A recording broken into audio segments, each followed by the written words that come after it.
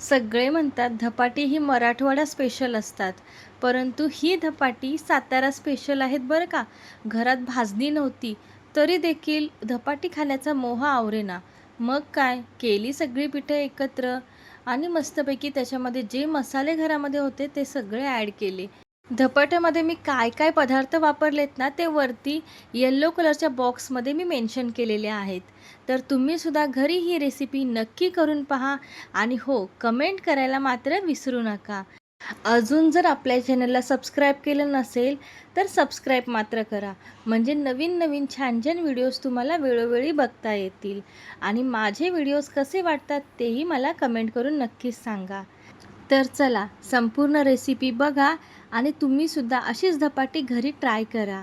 पुन्हा भेटूया छान छान व्हिडिओसह. तोपर्यंत श्री स्वामी समर्थ. जय जय स्वामी समर्थ.